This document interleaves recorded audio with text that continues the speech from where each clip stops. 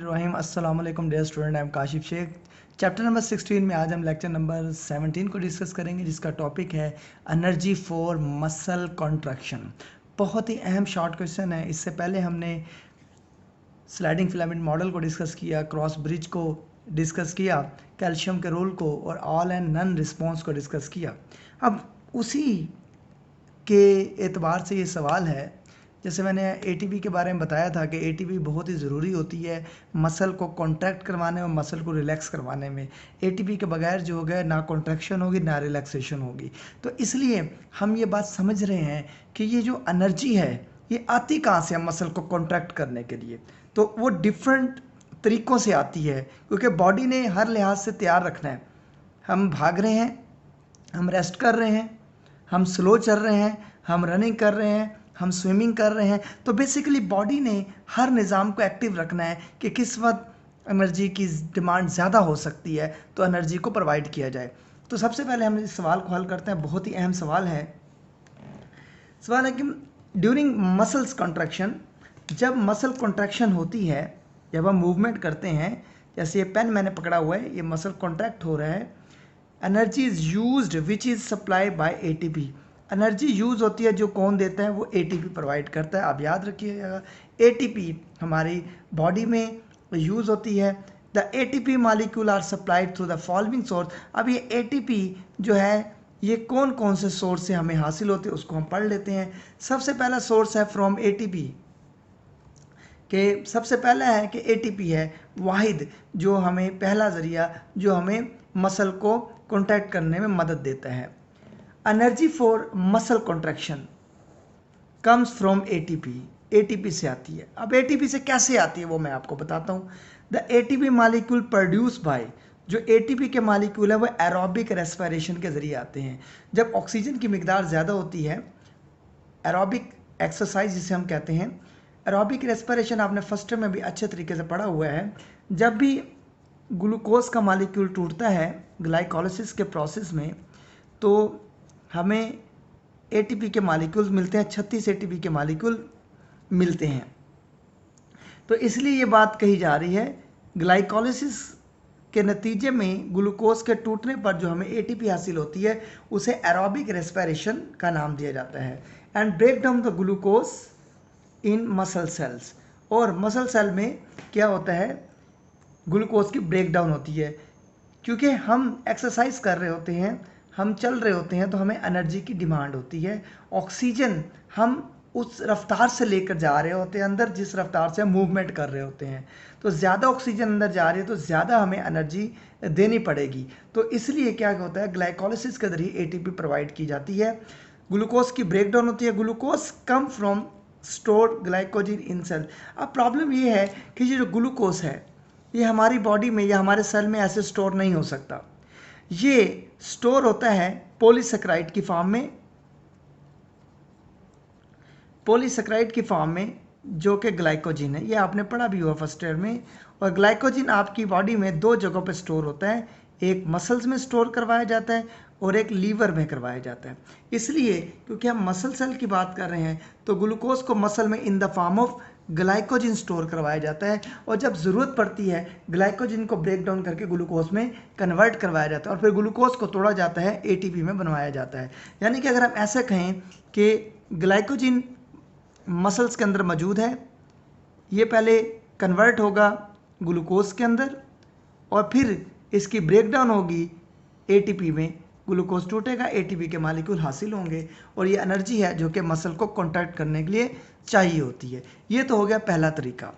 अब दूसरे तरीके से क्रिटीन फॉस्फेट, जिसे हम सीपी भी कहते हैं, अगर कैपिटल में लिख दें, जिसे हम सीपी भी कहते हैं।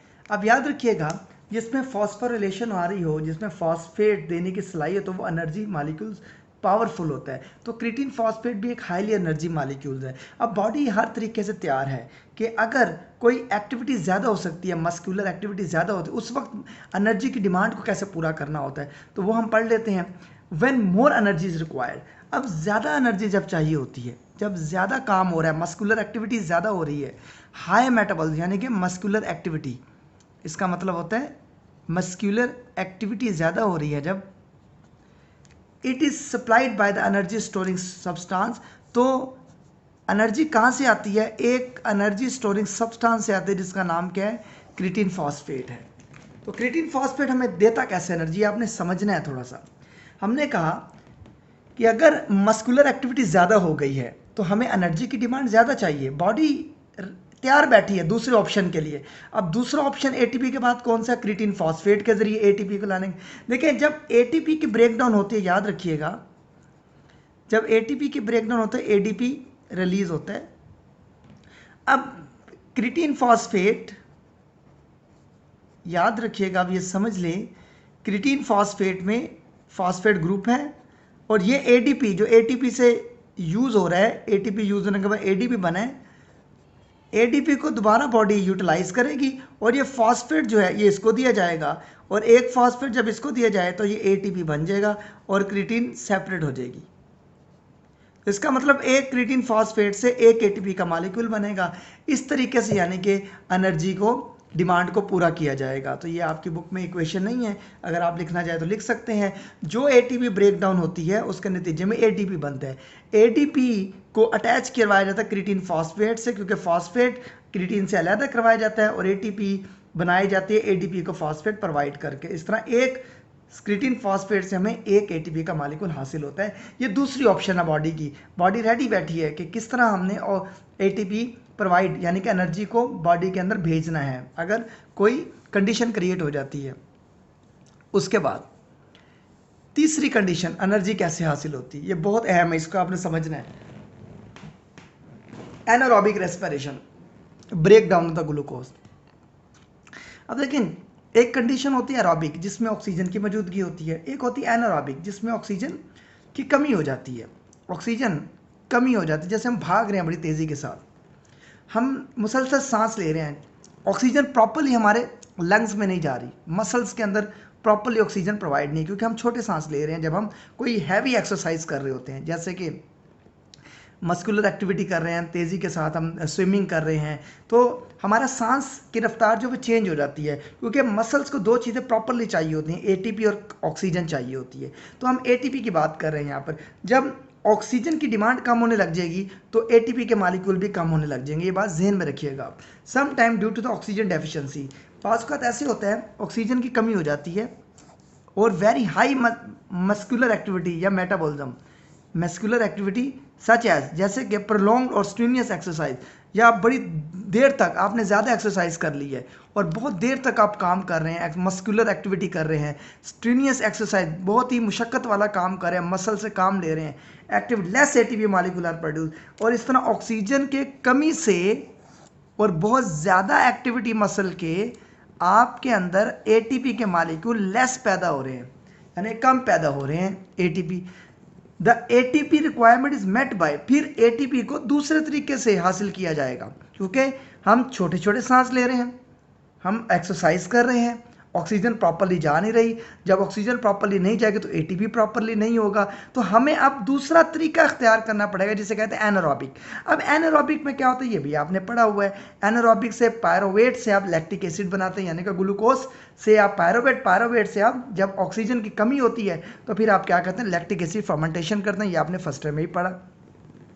अब आपने ये बात समझनी है गौर से कि the ATP requirement is met by anaerobic, जब ऑक्सीजन की सप्लाई कम हो रही होती है, of glucose into lactic, glucose को कन्वर्ट किया जाता है लैक्टिक एसिड में। क्योंकि आपको ये बात पता होगी, जो ग्लाइकोलिसिस का प्रोसेस है इसके अंदर ग्लूकोज का जो मॉलिक्यूल होता है वो टूटकर पायरोवेट के अंदर आता है, और glucose in the presence of oxygen और in the absence of oxygen, ये दोनों में हो सकती है। ये बात आपने फर्स्ट में पढ़ी थी।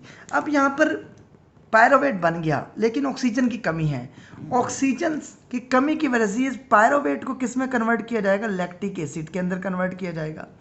लेकिन लैक्टिक एसिड की बनने से हमें एनर्जी तो हासिल होगी, लेकिन लैक्टिक एसिड के मसल में जमा होने से क्या हो जाएगा, मसल फटीक हो जाएगी। ये बात ज़हन में रखिएगा। यानी कि पायरोवेट से लैक्टिक एसिड बन रहा है, हमें एनर्जी तो हासिल हो रही है, लेकिन लैक्टिक एसिड के जमा होने से मसल फटीक, मसल थकावट का शिकार हो जाएंगे, मसल फिर सही तरह काम नहीं कर पाएंगे, लेजी हो जाएंगे। अब लैक्टिक एसिड को रिमूव करवाना है, वो कैसे रिमूव करवाएं? वो तब रिमूव होगा जब आप रेस्ट में होंगे, ये बात ज़हन में रखिएगा। वो तब रिमूव होगा जब आप रेस्ट में आएंगे। तो अब रेस्ट में कैसे आएंगे मैं आपको बता देता हूँ। अब एट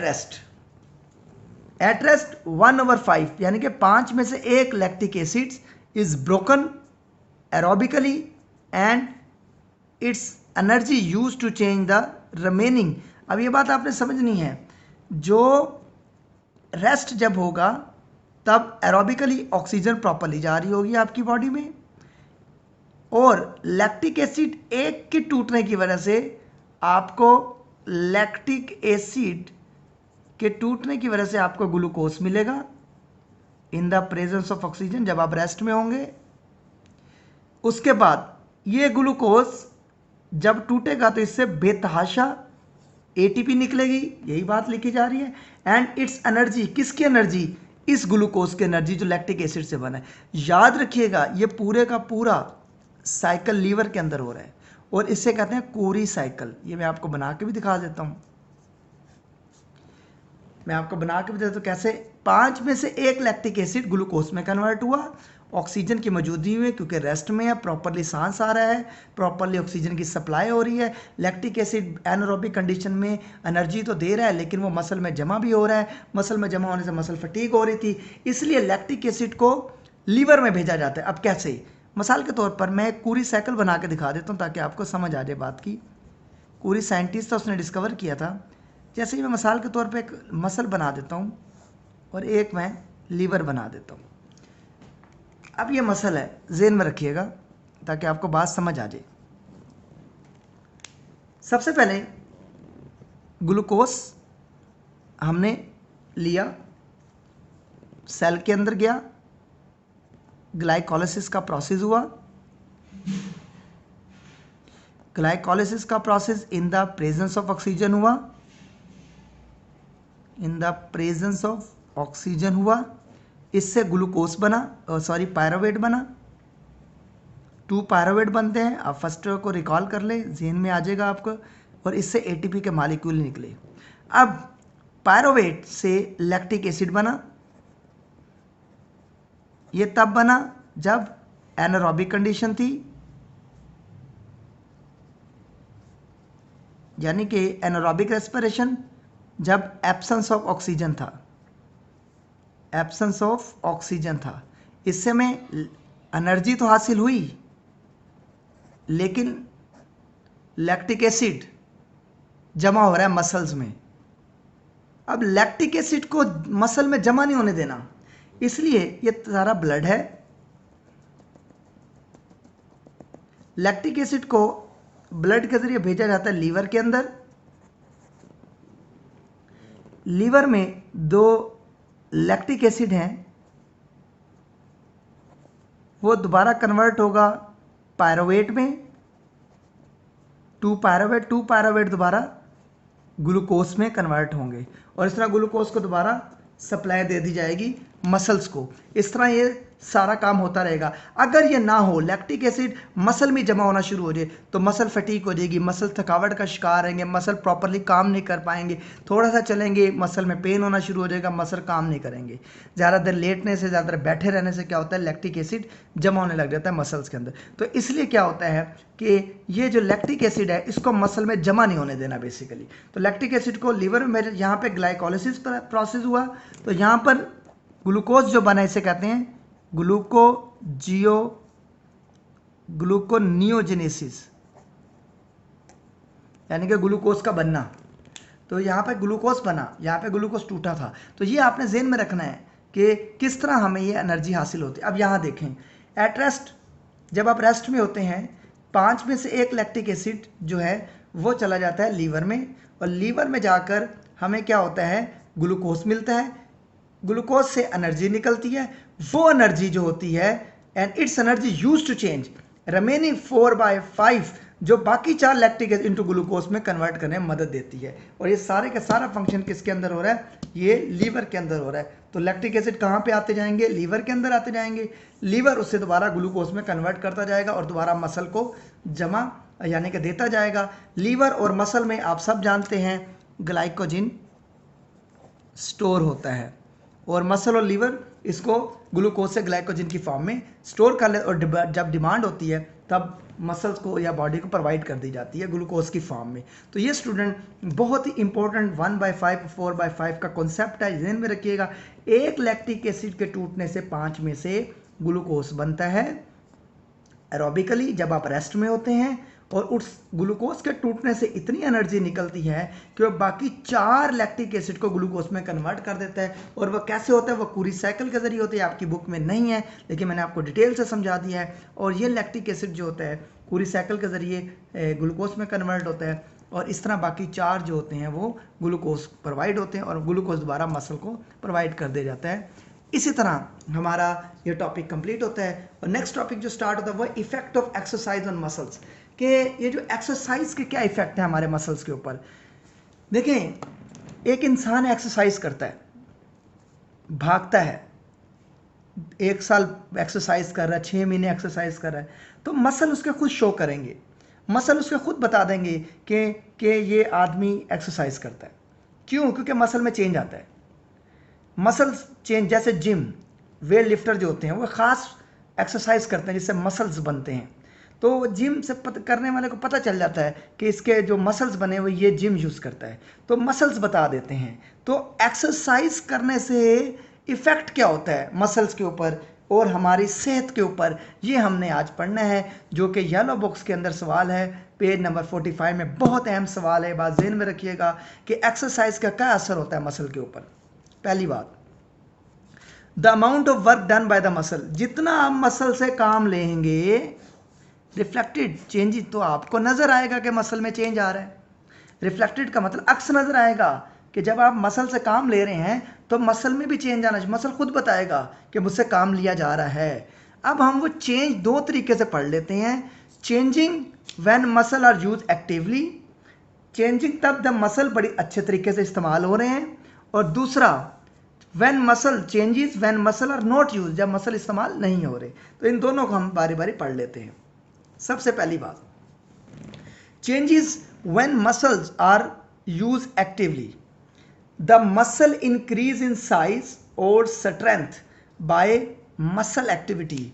मसल का साइज जो होता है वो इंक्रीज हो जाएगा और वो मसल मजबूत हो जाएगा जब आप मस्कुलर एक्टिविटी करेंगे, ज़्यादा से ज़्यादा मस्कुलर एक्टिविटी करते रहेंगे। द बिकम मोर एफिशिएंट, और मसल क्या हो जाएगा? ज़्यादा एफिशिएंट हो जाएगा, उसमें काम करने की सलाहियत ज़्यादा आ जाएगी और उसमें मसल रेजिस्टेंस नहीं होगी, यानी कि मसल फैटीग नहीं होगा। ये बात ज़हन में रखिएगा, मसल फैटीग रेजिस्टेंट नहीं वो हो जाएगा, यानी कि उसे मसल फैटीग नहीं होगा, उसके मसल थकेंगे नहीं। आप मिसाल के तौर पर एक आदमी जो एक्सरसाइज करता है, रनिंग करता है रोज़ाना, आप उसे भगा लें वो भाग जाए, वो भागेगा। लेकिन एक आदमी जो बैठा रहता है उसे आप थोड़ा चलाएंगे वो थक जाएगा, तो उसे मसल फटीग हो जाएगी। जबकि मसल को यूज़ करने से फटीग रेजिस्टेंट हो जाते हैं मसल, यानी कि उन्हें थकावट का शिकार नहीं होते। और फटीग रेजिस्टेंट तब होते हैं जब उनमें ज़्यादा से ज़्यादा ग्लूकोज और ऑक्सीजन होता है। ये बात ज़हन में रखिएगा, ग्लूकोज एटीपी प्रोवाइड करते हैं और ऑक्सीजन स्टोर हो जाती है और मायोग्लोबिन में, ये भी अभी हम पढ़ लेते हैं। एरोबिक एक्सरसाइज, एरोबिक एक्सरसाइज का मतलब क्या होता है पहले तो आप ये समझ लें। जैसे हम चल रहे थे, हम भागना शुरू कर देते हैं, भागते वक्त हमारे सांस की रफ्तार देखें किस तरह चेंज हो गई, हम तेज़ी से सांस ले रहे हैं। लेकिन जब हम जिम करते हैं, जब हम कोई वेट उठाते हैं, तो उस वक्त इस तरह का हमारा सांस की रफ्तार नहीं होती जिस तरह के भागते वक्त होती है। तो जब मुसलसल ऑक्सीजन हमारी बॉडी में जा रही है उसे हम एरोबिक एक्सरसाइज कहते हैं या एरोबिक रेस्पिरेशन कहते हैं। सच ए स्विमिंग, जब हमारी ऑक्सीजन तेज़ हो गई है बॉडी में, जल्द तेज़ी से जा रही है, सांस हमारा बढ़ रहा है। Running, jogging produce several change in the skeletal muscle, ये चीज़ें जब हम रोज़ाना बेसिस पर करेंगे तो स्केलेटल मसल में वाज़ेह तौर पर चेंज नज़र आएगा। क्या चेंज नज़र आएगा वो देख लेते हैं capillaries blood surrounding the muscle fibres, ऐसी ब्लड कैपिलरीज जिन्होंने मसल फाइबर को सराउंड किया हुआ है, as well as mitochondria with in दम इंक्रीज इन नंबर। याद रखिएगा, जब हम एक्सरसाइज करेंगे तो मसल के ऊपर सबसे पहले क्या असर होगा, एक तो वो फटीग रेजिस्टेंट हो जाएंगे, यानी कि उन्हें थकावट नहीं होगी, मसल फटीग नहीं होगी। दूसरा क्या होगा, ब्लड सप्लाई ज़्यादा आएगी। जब ब्लड सप्लाई ज़्यादा आएगी मसल सेल के अंदर, मसल सेल या मसल फाइबर, उसके अंदर ग्लूकोज ज़्यादा आएगा। जब ग्लूकोज ज़्यादा आएगा तो ग्लूकोज टूटेगा, एटीपी ज़्यादा, और एटीपी तो चाहिए क्योंकि मसल फटीग एटीपी की कमी की वजह से तो हो रही है। तो इसलिए यहाँ पर कहा जा रहा है कि एक्सरसाइज करने से ब्लड सप्लाई तेज़ होती है। ब्लड सप्लाई जितनी तेज़ होगी मसल सेल को, उतने ही ग्लूकोज ज़्यादा आएगा, और ग्लूकोज जितना ज़्यादा आएगा उतने ही ग्लूकोज टूटेगा, एटीपी में कन्वर्ट होगा, एज वेल एज माइटोकॉन्ड्रिया। क्योंकि ग्लूकोज जब ज़्यादा आ रहा है तो ग्लूकोज को तोड़ना किसने है, माइटोकॉन्ड्रिया ने। और माइटोकॉन्ड्रिया इसलिए तादाद में बढ़ना शुरू हो जाएंगे सेल के अंदर, मसल सेल के अंदर, क्योंकि ज़्यादा एटीपी दें। आप सब जानते हैं mitochondria power house of cell होता है। अगर माइटोकॉन्ड्रिया कम होंगे, ब्लड भी ज़्यादा आ रहा है, ग्लूकोज भी ज़्यादा आ रहा है, तो एटीपी तो कम मिलेगी फिर भी। इसलिए ब्लड के ज़्यादा आने से, ग्लूकोज के ज़्यादा आने से माइटोकॉन्ड्रिया की तादाद बढ़ जाती है। Muscle fibre, muscle cell synthesise more myoglobin, और मसल सेल जो है वो ज़्यादा मायोग्लोबिन बनाना शुरू कर देंगे। आप सब जानते हैं रेग पिगमेंटेड प्रोटीन है, रेग पिगमेंटेड प्रोटीन है, मसल प्रोटीन कहलाती है ये, और ऑक्सीजन को ये स्टोर करती है और बाइंड करती है।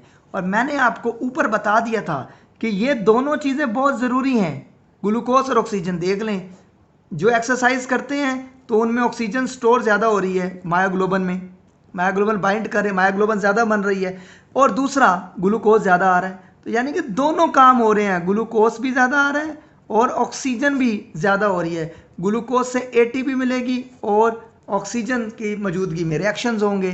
तो इसलिए यहाँ पे बात बताई जा रही है, muscle fibre synthesise more myoglobin, due to these changes muscle metabolism resist the fatigue, muscular activity resist the fatigue. इसलिए जो मसल, जब भी आप काम करेंगे, जब भी आप भागेंगे, जब भी आप रनिंग करेंगे, जॉगिंग करेंगे, स्विमिंग करेंगे, तो आपको कभी थकावट नहीं होगी और आप मोर एफिशिएंटली और अच्छे तरीके से ज़्यादा काम करें। और जिस शख्स के पास जो एक्सरसाइज करता हो ग्लूकोज और ऑक्सीजन से, उसको जितना मर्जी भगा लें आप, और जितना मर्जी भगा लें, उसमें कोई चेंज नहीं आएगा, उसे मसल फटीग नहीं आएंगे, क्योंकि इनकी वजह से फटीग रेजिस्टेंट हो गया वो। अब उसे मसल की थकावट नहीं होती, अब उनसे आप काम जितना मर्जी चाहे ले सकते हैं। उसके बाद वो लोग जो एक्सरसाइज नहीं करते, changes when muscles are not used, या ज़्यादा बैठे रहने का काम है, या ज़्यादा लेटे रहते हैं। अब जो चीज़ ज़्यादा काम नहीं कर रही, मसल्स लेटे रहते हैं या बैठे रहने का काम है ज़्यादा, तो कंप्लीट इमोबिलाइजेशन का मतलब यही है कि आप ज़्यादा देर बैठे रहते हैं या लेटे रहते हैं, और मसल्स लेट्स टू, फिर मसल के ऊपर क्या असर होगा, मसल वीकन्स, मसल कमज़ोर पड़ने लग जाएंगे, मसल के अंदर ताकत कुव्वत नहीं होगी, मसल फटीग होने लग जाएगी,